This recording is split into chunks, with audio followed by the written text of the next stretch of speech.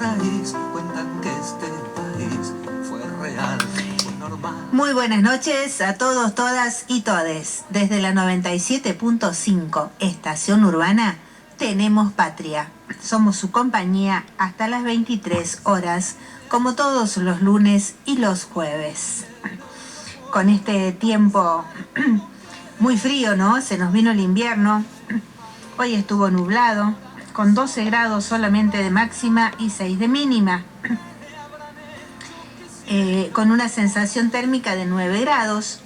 Y en este momento, pasaditas las 21 horas, tenemos 9 grados de temperatura, llegando a la medianoche también con 9 grados.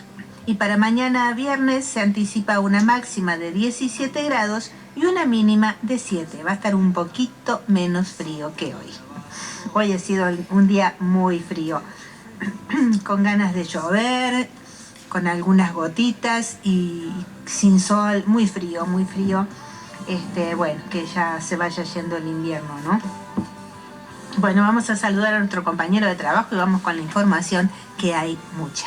Buenas noches, Tony, ¿cómo estás? Hola, buenas noches, Normita, buenas noches a todos, todas, todes. Como siempre decimos, nuestro programa está dedicado a la verdad, nada más que la verdad. Para eso cotejamos toda la información en medios locales, nacionales e internacionales, porque debemos seguir combatiendo las noticias falsas que tanto daño han hecho y hacen a nuestro país como al resto del mundo. Recuerden que en pleno siglo XXI, parte del XX y anteriores al siglo XX, muchas de las batallas que libró la humanidad ha sido a causa de las mentiras.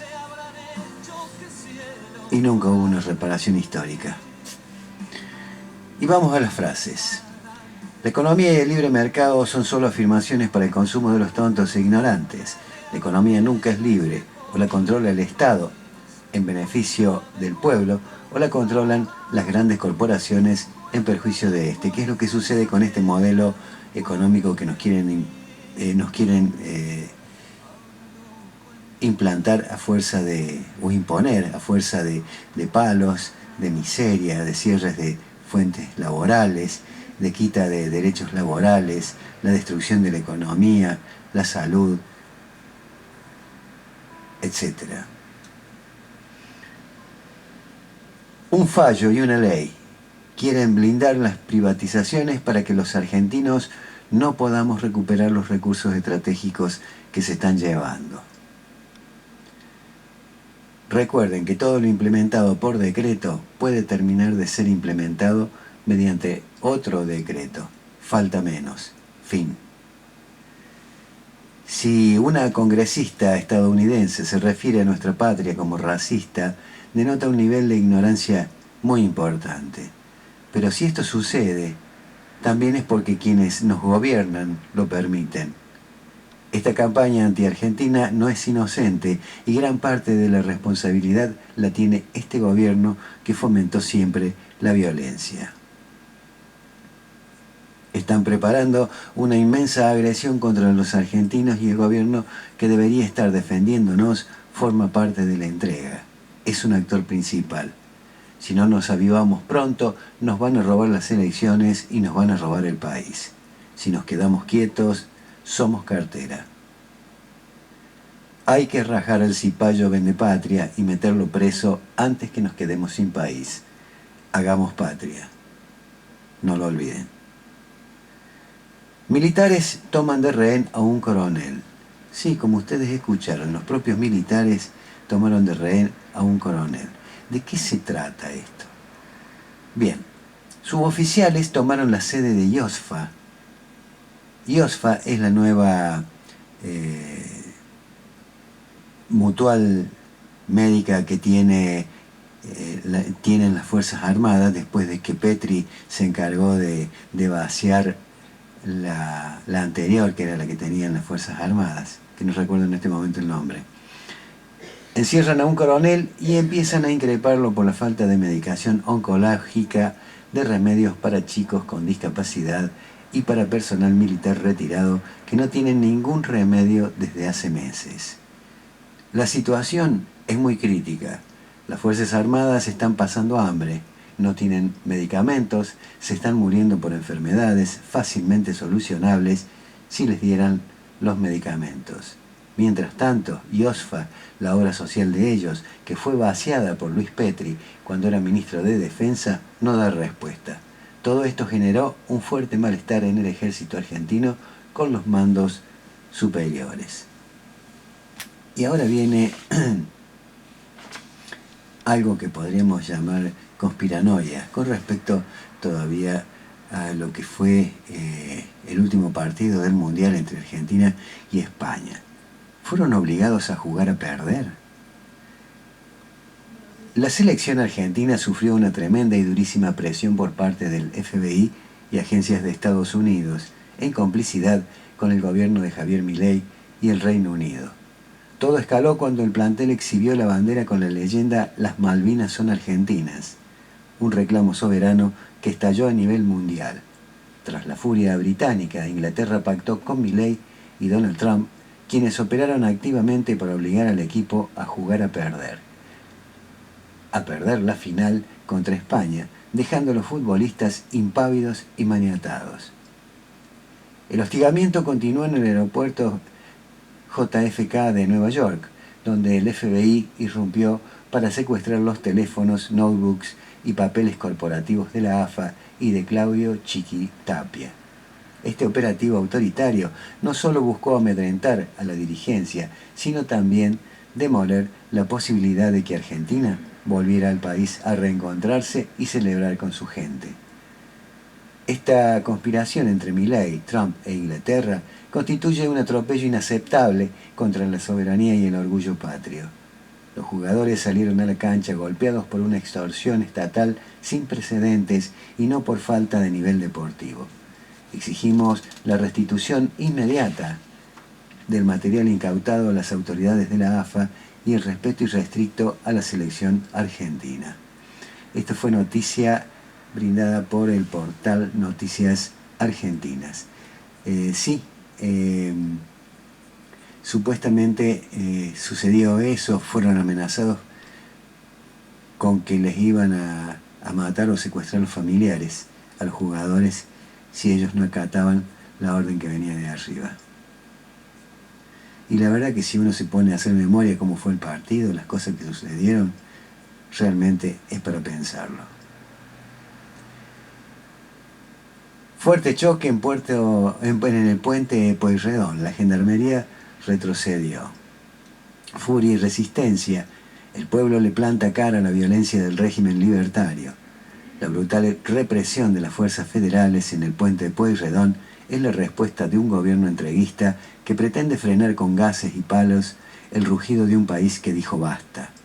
Lejos de disciplinar, la violencia del régimen de Javier Milei encendió una resistencia histórica. Desde Mar del Plata, Rosario y Córdoba, los movimientos sociales profundizan los piquetes generales en todo el país, preparando el terreno para la masiva marcha de esta tarde, refiriéndose al día miércoles, junto a jubilados y la CGT, en la antesala de un paro nacional que promete sepultar el ajuste mediante la fuerza de la lucha colectiva.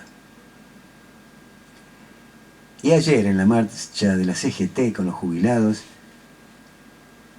y que se viene el paro general, la brutal licuación de los saberes sumerge a los jubilados en el hambre y la miseria, mientras el gobierno responde con gases y feroz represión a los abuelos que reclaman medicamentos para seguir viviendo.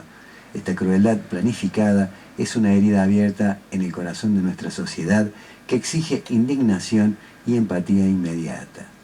Ante este desamparo total, la CGT gana la calle e inicia una histórica etapa de lucha contra un régimen agotado que desprecia la dignidad del pueblo. La Central Obrera se convierte en el escudo de los más vulnerables, demostrando que la solidaridad de los trabajadores es la única barrera real frente al abandono estatal. El inminente paro general es solo el primer golpe contundente de una serie de protestas masivas que no se detendrán hasta recuperar la justicia social.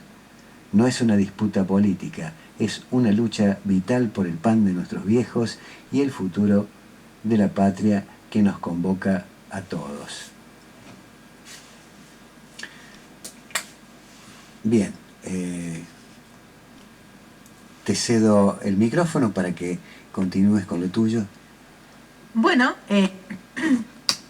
No, ¿no vas a poner un tema musical o ya lo pusiste? Ah, tenés razón. Sí, vamos con el tema y después voy con las efemérides. Me había olvidado. Bueno, eso es el síndrome de la pila. Es que te faltan poquitos días para cumplir años, Sí, entonces ya se está notando. y es el símbolo de... Es el síndrome de la pila de años. Es la pila, sí. La pila de años. Bien. Veamos.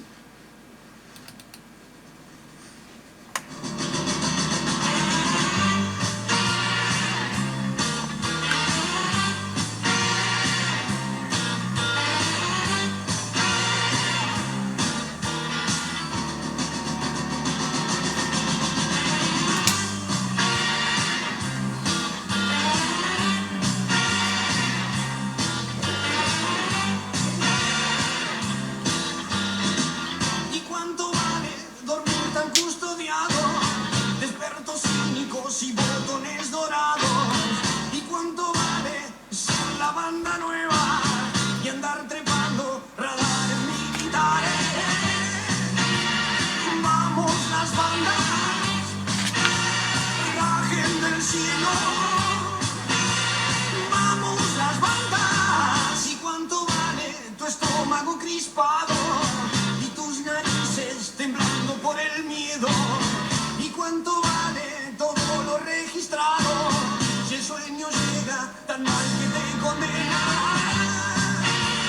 Vamos las bandas, rajen del cielo. Vamos las bandas.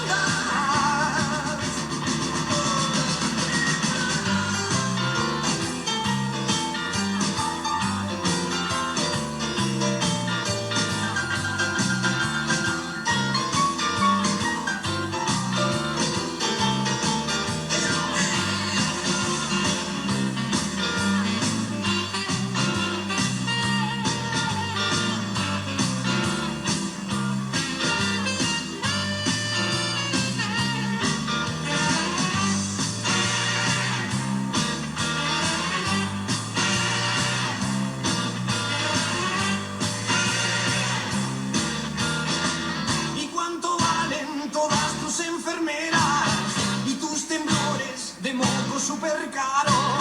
¿Y cuánto valen satélites espías y voluntades que crees haber sitiado? Vamos las bandas, rajen del cielo.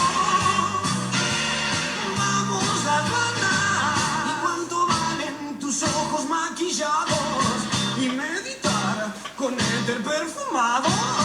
¿Y cuánto vale ser la banda nueva y andar trepando radares militares?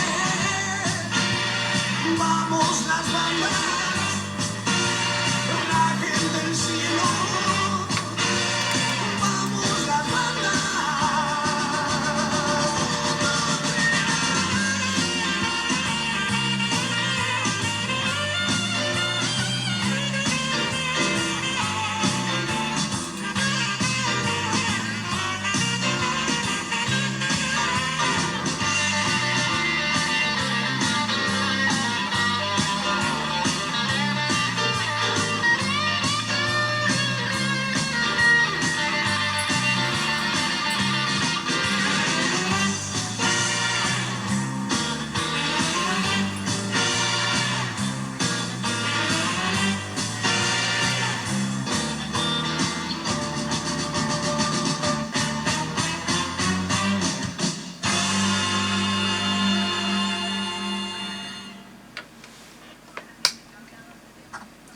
Bueno, vamos ahora con algunas efemérides.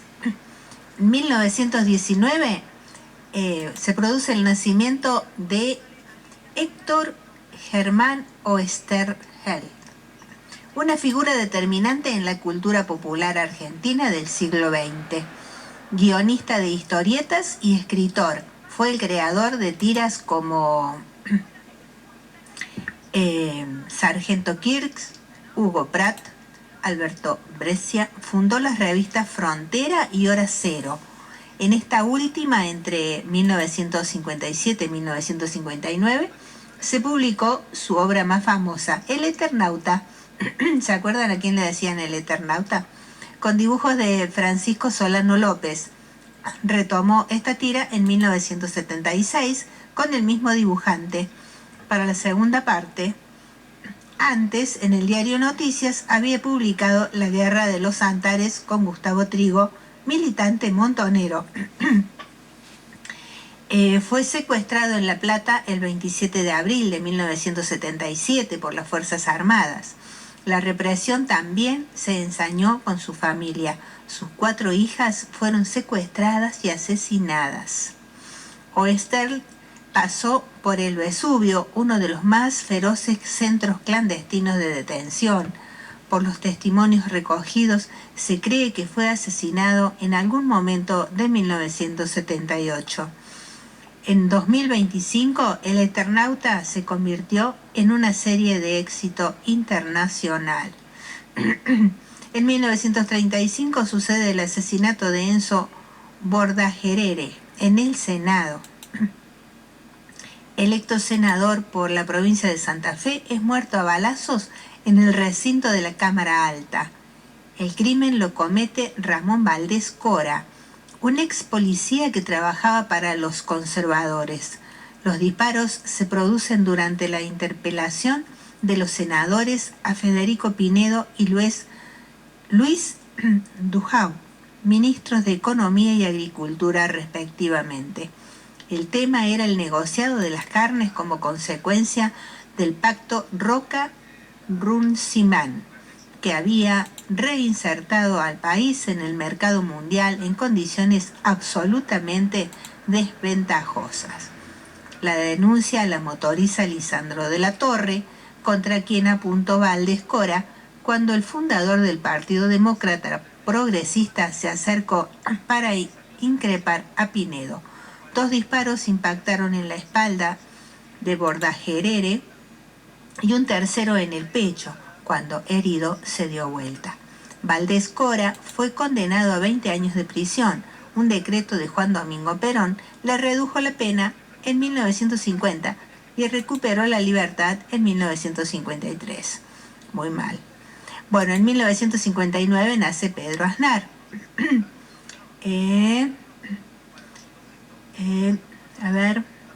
Uno de los artistas más completos de la música popular argentina, integró Madre Atómica y Alas antes de convertirse en bajista en Serú Girán.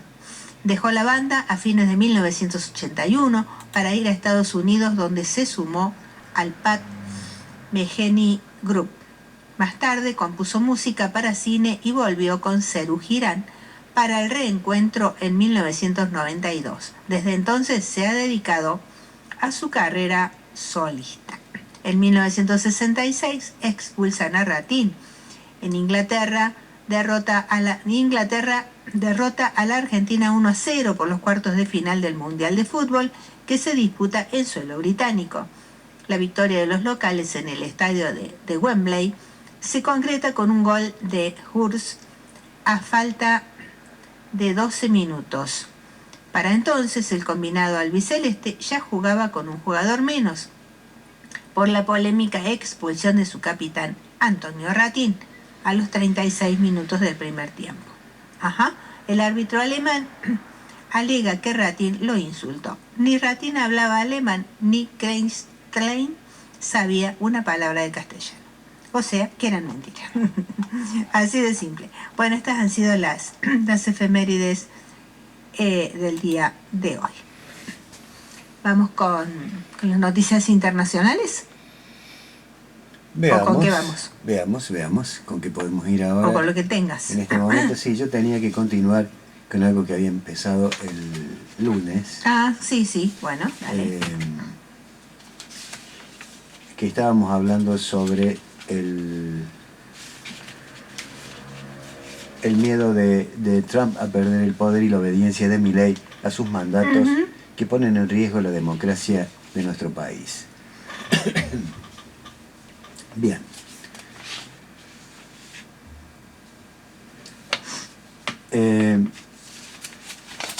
Habíamos llegado a decir sobre que habían ofrecido una sesión informativa pública para detallar vulnerabilidades cibernéticas confirmadas en los sistemas de votación electrónica del país.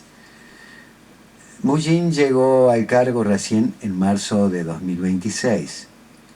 Trump echó a su antecesora, Kristi Noem, en medio de un escándalo por un operativo migratorio en Minneapolis que dejó 2 ciudadanos estadounidenses muertos por calificar de terrorista doméstico a un civil baleado por Border Patrol antes de que existiera investigación alguna y por una campaña de $200 millones para promover la autodeportación que ella dijo que Trump había aprobado personalmente, algo que la Casa Blanca negó.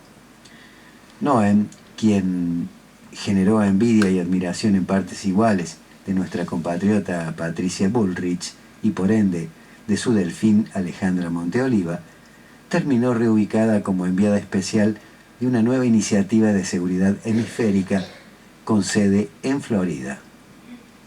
En paralelo, Trump exigió al Senado que aprueba la SAFE Act, un proyecto que obligaría a exhibir en persona prueba documental de ciudadanía, pasaporte, partida de nacimiento certificada o certificado de naturalización para inscribirse como votante en elecciones federales, además de una identificación oficial con foto al momento de votar.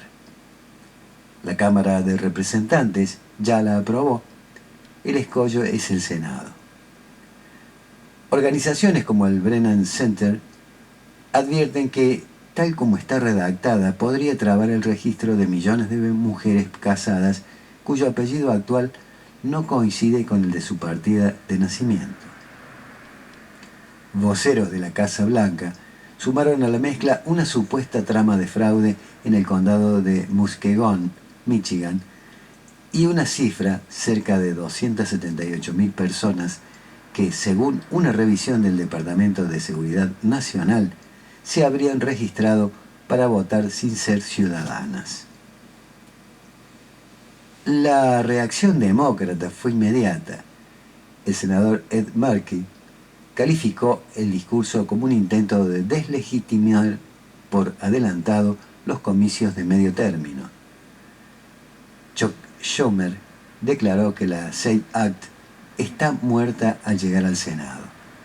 Y 24 gobernadores demócratas acusaron a Trump de usar el miedo al fraude para intimidar y silenciar a los votantes.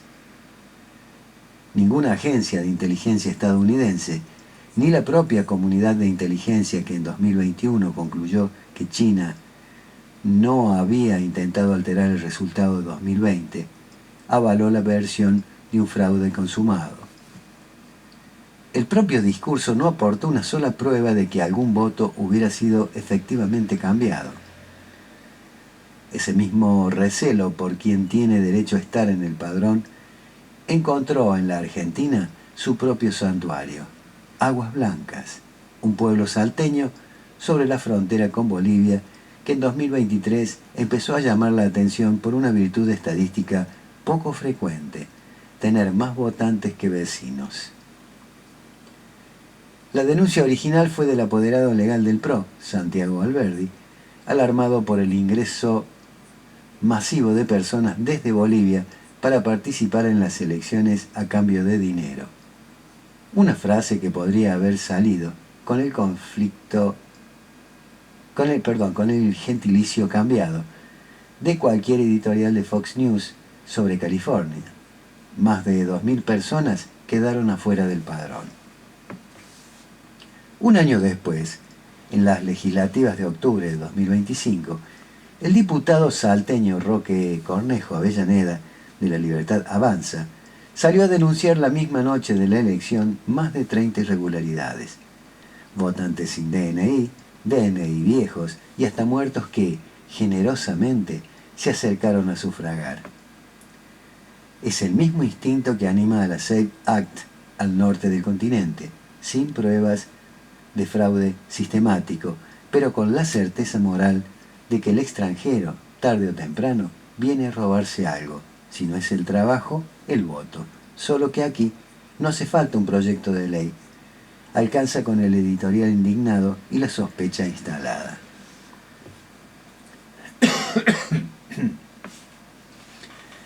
Que la sospecha se vuelva propuesta no es un ejercicio de imaginación. Ya ocurrió y hace apenas un mes, en junio de 2026, la Women's Leadership Summit de Turning Point USA reunió en San Antonio, Texas, a cerca de 3.000 mujeres bajo la conducción de Erika Kirk, viuda del fundador de la organización, Charlie Kirk, asesinado en septiembre de 2025 en la Universidad del Valle de Utah. La organización de Kirk no pidió eliminar el voto femenino. Abrió el encuentro con un discurso dedicado a la memoria de su marido, pero varias de las asistentes sí lo hicieron frente a las cámaras. Alexis de Graaf le explicó a la CBC que no le importaría ceder su voto a su esposo. Mi esposo y yo somos una sola carne, él me representaría bien. Y la influencer Savannah Stone, presentada en un podcast como la Andrew Tate femenina, defendió abiertamente al household voting, un voto por hogar, con el argumento de que si las mujeres no pudieran votar, el aborto no sería legal en primer lugar. No hay, por ahora, ningún proyecto de ley. Tocar la 19ª enmienda exigiría mayorías imposibles en el Congreso, pero la idea ya circula sin culpa, con nombre, apellido y aplausos en vivo. La misma usina intelectual libertaria, con Agustín Laje y Nicolás Márquez de guardia permanente, todavía no se animó a proponer que las mujeres dejen de votar. Ni ellos, tan afectos a la provocación, se atreven todavía a ese ridículo. Pero conviene no relajarse. El manual ya lo escribieron ellos mismos con las diversidades sexuales. Primero la diatriba cultural contra el lobby de turno y la ideología que haga falta. Después, con paciencia y sin apuro, el proyecto de ley. Y ya tienen, además, un manual de importación fresco, el que la propia organización de Charlie Kirk viene ensayando en San Antonio.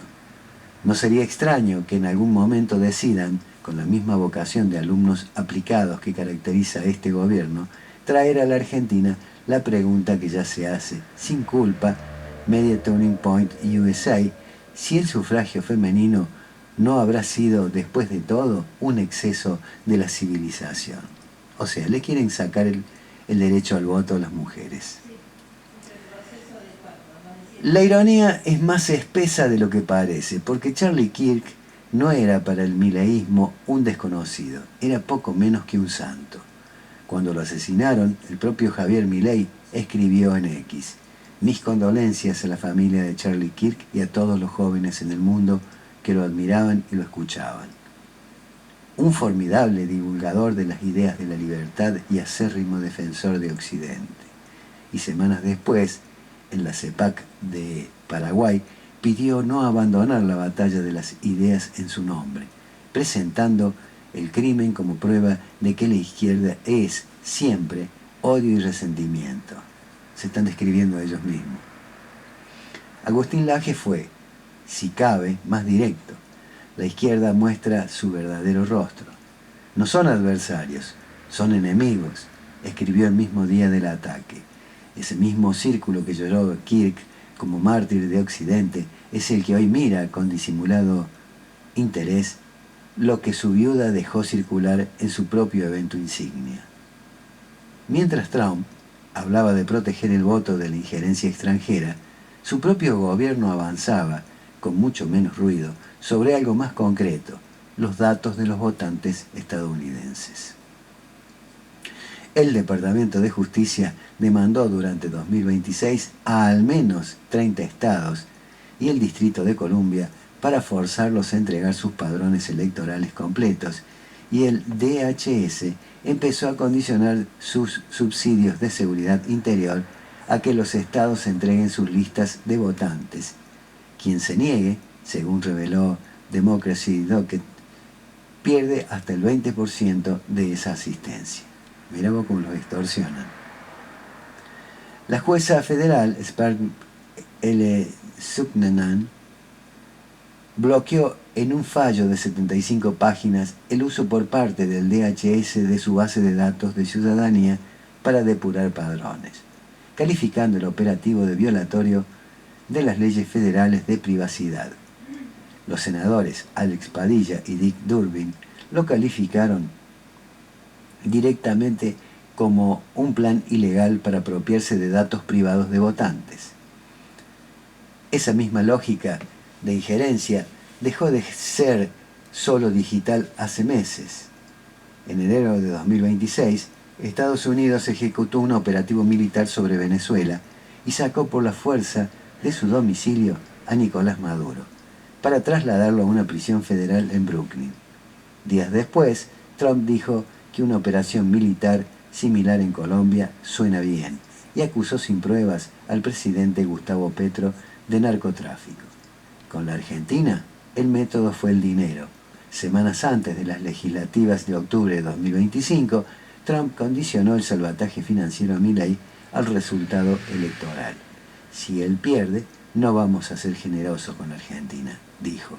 Y el propio secretario del Tesoro, Scott Bessent, confirmó que el apoyo se reevaluaría según los números de La Libertad Avanza. 3 métodos: bombas, cárcel, dinero, para un mismo mensaje.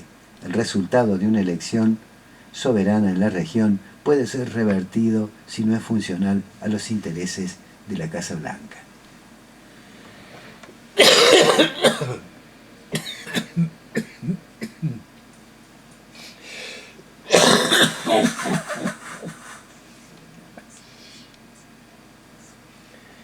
Bien. Hay, sin embargo, una grieta lógica en todo